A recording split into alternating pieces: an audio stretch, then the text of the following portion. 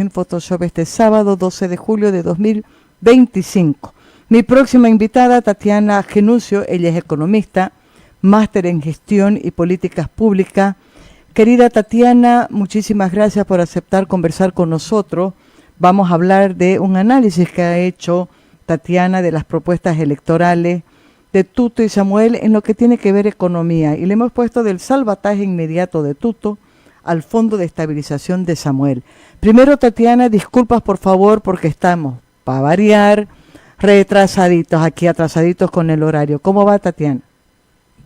Buen día, Maggie. Muchas gracias por la invitación. Muy contenta de estar acá presente.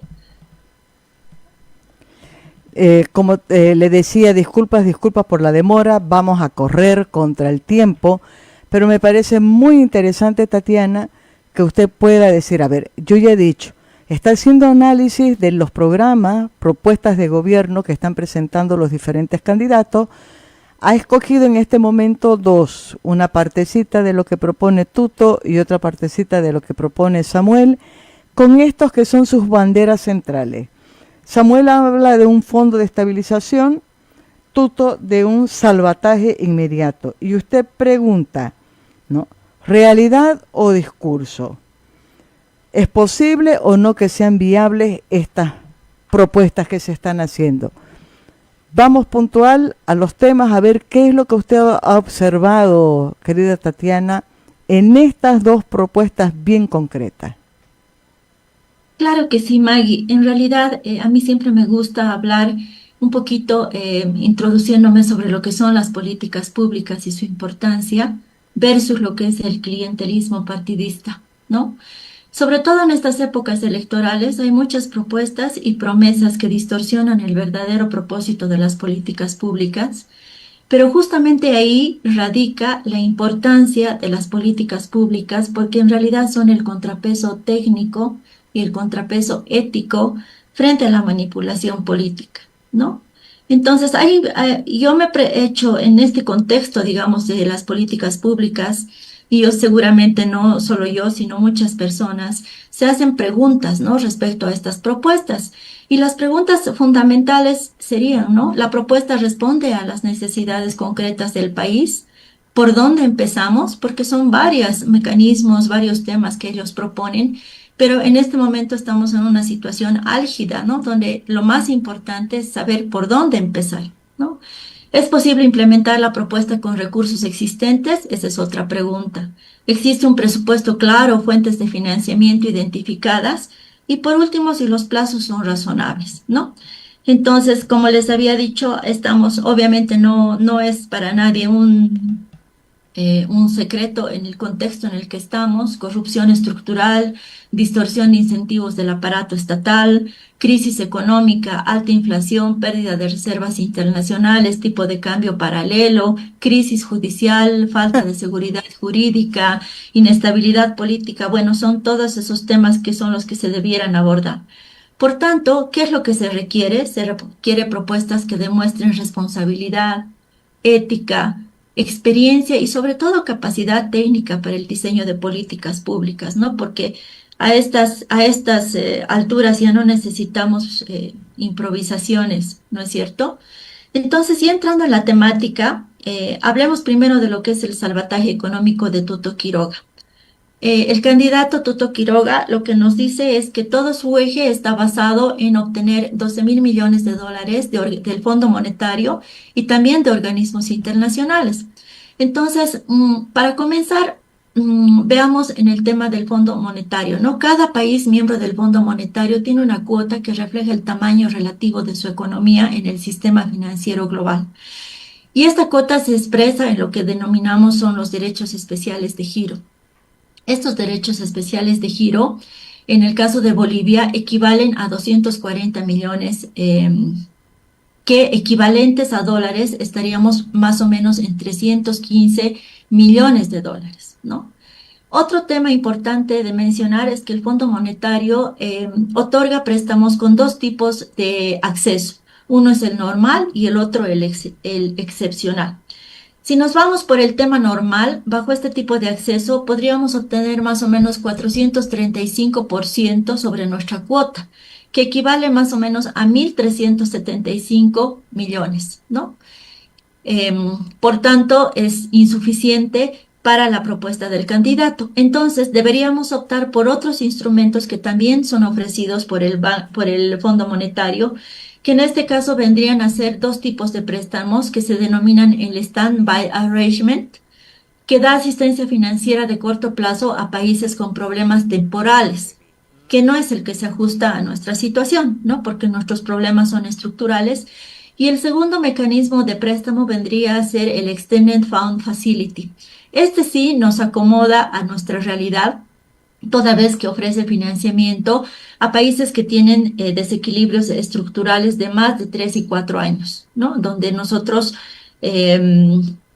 nos ajustamos, digamos, a esas características. Entonces, este tipo de préstamo, que vendría a ser el Extended Fund Facility, nos podría otorgar entre 4.500 millones de dólares, ¿no? Pero lo que siempre hay que tomar en cuenta es que cualquier organismo internacional no presta así de libre Mm. disponibilidad, ¿no es cierto? Tenemos que cumplir ciertas reformas estructurales y una de las reformas que exige, digamos, este tipo de préstamo es la eliminación de subsidios, la reestructuración tributaria, la mejora de la gobernanza y el fortalecimiento del Banco Central, muy importante en nuestro caso. Entonces, como primera conclusión, el fondo no nos podría otorgar 12.000 millones de dólares, siendo necesario completar con otras fuentes de financiamiento. Y también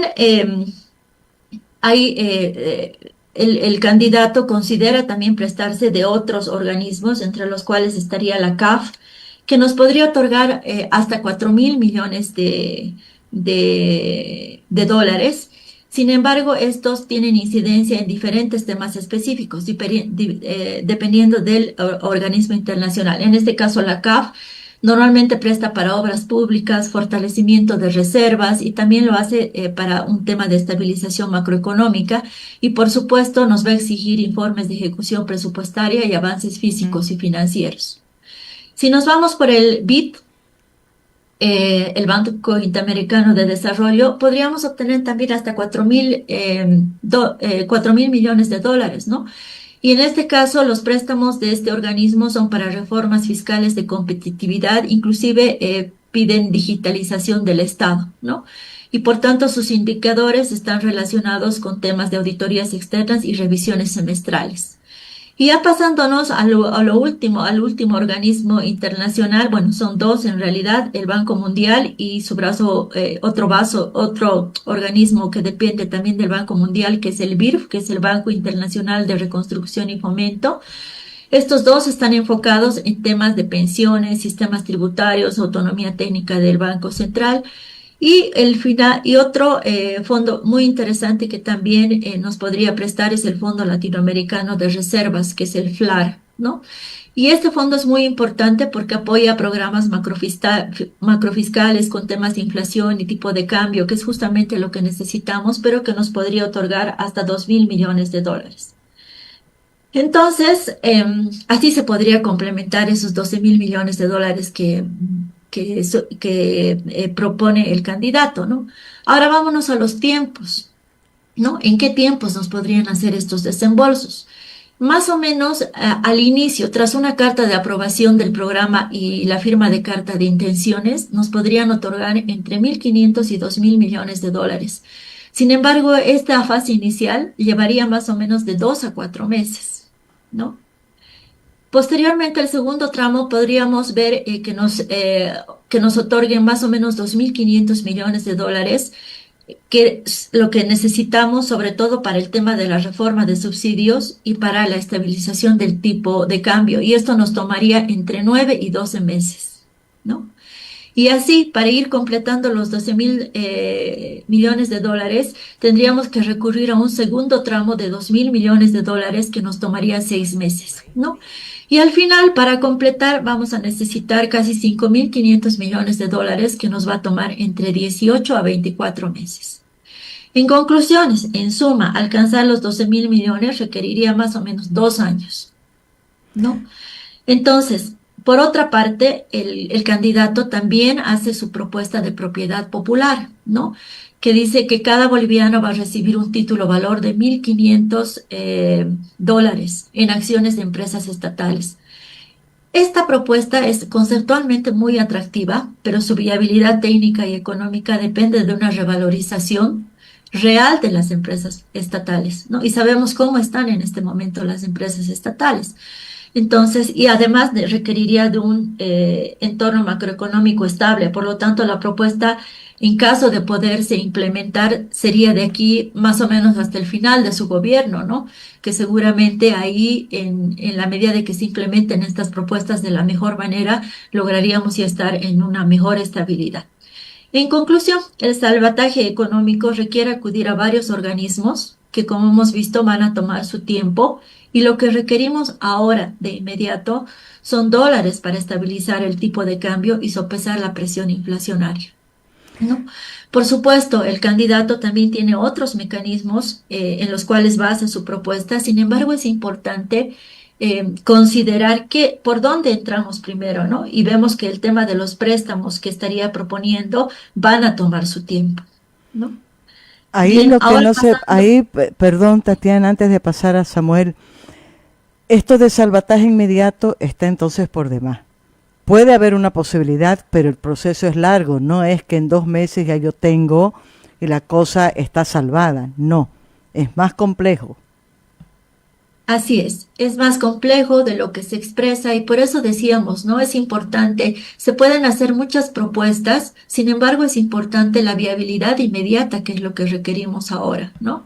Entonces, como decía también, esta es una propuesta viable, totalmente, eso es una propuesta sólida, ¿no? Sin embargo, toma su tiempo.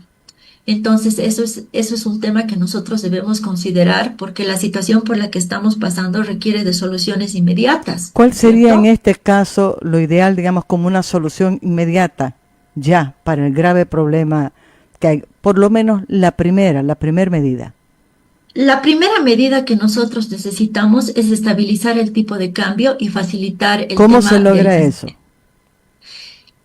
Bueno, primero que nada necesitamos renegociar y aprobar los créditos externos, ¿no? Porque en la medida de que nosotros no tengamos reservas internacionales, la inflación va a seguir subiendo y no vamos a poder estabilizar el tipo de cambio. Ahí está Esa es la clarito. primera medida en la que deberíamos pensar. Perfecto. Ahora vamos a Samuel. Bien, Fondo de estabilización. en el caso del Fondo de Estabilización de Samuel Doria Medina, el candidato propone implementar esta estabilización macroeconómica en 100 días.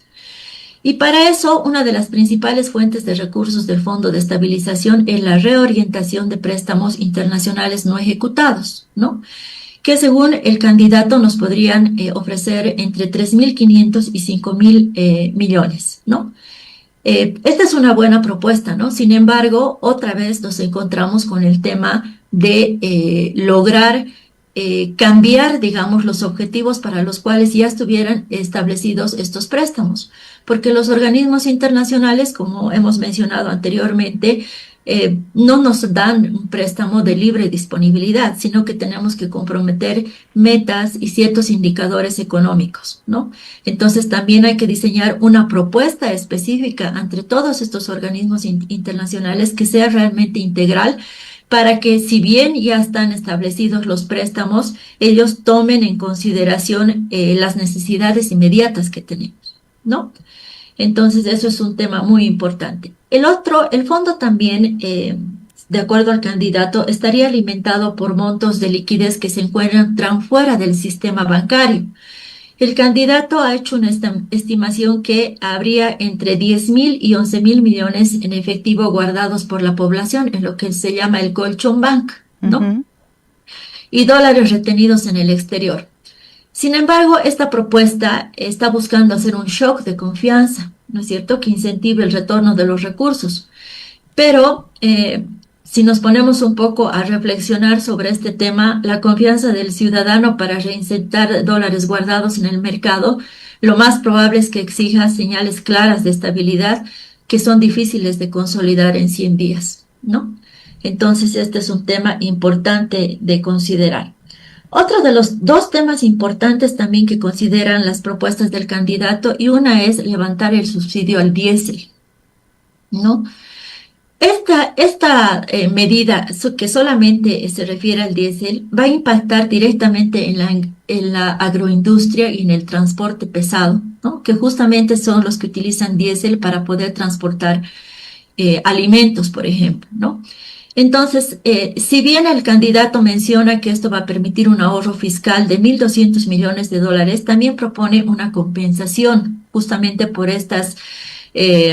los aumentos de precios de 500 millones de dólares que podría, pero sin embargo, estos parecen ser insuficientes para el impacto inmediato que tendría el levantamiento del diésel para todo el agro y para los transportistas, ¿no? Entonces, levantar el subsidio al diésel es incoherente con la política de reactivación del agro, ¿no es cierto? Y considerando la magnitud de la brecha entre el precio real y el subsidiado, continuar con el subsidio a la gasolina es un despropósito, ¿no? Porque el candidato lo que dice, voy a levantar el subsidio al diésel, pero va a continuar con el subsidio a la gasolina. Y lo que ahorita no tenemos son dólares para comprar la gasolina, ¿no? Entonces, lo que normalmente se hace en estos casos es hacer levantamiento del subsidio, o sea, hay que levantar, obviamente es claro que hay que levantar el subsidio, pero lo que recomiendan los organismos es hacerlo de forma gradual, ¿no? Y para eso hay varias herramientas que se pueden utilizar, como lo que se llama la discriminación positiva en economía, que es justamente ver cuáles son los sectores vulnerables y de alguna manera poder ser identificados para poder dar ciertas compensaciones, ¿no? Que para eso vendrían a ser los créditos en realidad, ¿no? Y el otro tema del cual habla el candidato es establecer un tipo de cambio único para contener la inflación. Y esto requiere que el Banco Central pueda garantizar un nivel adecuado de reservas y divisas para atender los requerimientos de la población, que más o menos se estiman en 500 millones de dólares, ¿no? Porque además el hecho de anclar el tipo de cambio puede actuar como una espada de doble filo, ¿no? ¿Por qué? Porque si bien puede transmitir estabilidad, podría provocar también aumentos inmediatos en los precios de los productos importados, sobre todo los alimentos y los medicamentos, acentuando la inflación existente. En este momento no tenemos un tipo de cambio único porque hay, digamos, el oficial y el paralelo. Sin embargo, toda la gente mira el paralelo como el tipo de cambio real, ¿no es cierto? Entonces, ¿qué es lo que ha pasado? Todos los precios han subido sin que el gobierno diga, este es el tipo de cambio oficial. Entonces, ¿qué pasaría si viene el gobierno el primer día y dice, bueno, el tipo de cambio oficial es 15? Todos los precios que ahorita están altos van a volver a subir, ¿no es cierto? Entonces, por eso también es importante ver cómo se va a tratar este tipo de cambio y en este caso lo que los organismos internacionales piden es hacer una banda cambiaria, ¿no? Es un tipo de cambio administrado con bandas cambiarias, ¿no? En este caso, ¿qué es lo que pasaría? El Banco Central establecería un rango de flotación, por ejemplo, entre 9 y 11, ¿no? Que está el dólar, y así se podría mover de acuerdo a la oferta y demanda de divisas en ese rango, ¿no? Para que esas expectativas inflacionarias no sean tan, que presionen tanto la inflación y el bolsillo de las personas, ¿no? Entonces, en conclusión, el Fondo de Estabilización se presenta como una salida ágil, es verdad, ¿no? A la crisis económica, pero no es viable implementarla en 100 días y presenta algunas incoherencias, ¿no? Entonces, básicamente estos son los análisis y puntos económicos que he considerado para estos dos candidatos y considero que es importante, ¿no? Que si bien considero yo que estas son las propuestas más coherentes, digamos, ¿no? Por los equipos técnicos que están detrás de ellas, considero que es importante también hablar de estas cosas que no les gusta mucho a los políticos, ¿no? Que es decir, justamente, no solamente vamos a estar bien, sino vamos a tener un periodo que realmente va a ser de ajuste y de austeridad para todos, ¿no? Y también estas políticas tienen que ver el impacto social, ¿no? Porque realmente el hecho de ajustarse más, de que los precios vayan a subir más, que de hecho es lo que va a pasar, requiere la compensación a toda la gente vulnerable, ¿no? Y creo que si bien se dicen estas propuestas que son muy integrales, no se ha visto cómo se aplacaría el costo social, ¿no? Que creo que es lo que más le interesa a la gente que vive día a día, ¿no? Básicamente eso. A ver, estamos conversando con Tatiana Genucio, ella es economista, tiene un máster en gestión política y pública y yo la voy a comprometer desde ahora, va a ser nuestra columnista invitada semanal porque no va a terminar ahí. Es una ratoncito de biblioteca, Tatiana, y de verdad nos está dando una información que es extraordinaria para que tengamos un voto informado. Nosotros hemos abierto un espacio a partir de ahora. Hemos comenzado con una pregunta que la vamos a desarrollar al final de la jornada, que es ¿quién financia realmente la democracia en Bolivia? Pensando quiénes financian las campañas electorales. Pero Tatiana, usted me está dando ahorita una idea y por eso digo la voy a comprometer, porque creo que es importante este ejercicio que está haciendo, ¿no? Ya está comprometida públicamente, antes de que me diga sí, ya yo le he dicho, ya yo le he dado la respuesta que sí, que me acepta. Pero volviendo a esto, en estos últimos minutos, Tatiana, que creo que es importantísimo redondear. Son propuestas sólidas, viables, factibles, pero hay un problema de fondo y eso se mide por la preocupación de tener el impacto mediático en los electores, ¿no? En 100 días voy a hacer esto, de inmediato vamos a tener una solución. Tuto y Samuel. El tema de ponerle un plazo a las medidas que se proponen es más o menos ponerse una soga al cuello. Y segundo, el detalle de estas incoherencias que se van observando también debieran de ser corregidas. Así es, Maggie. En realidad, como decía, ¿no?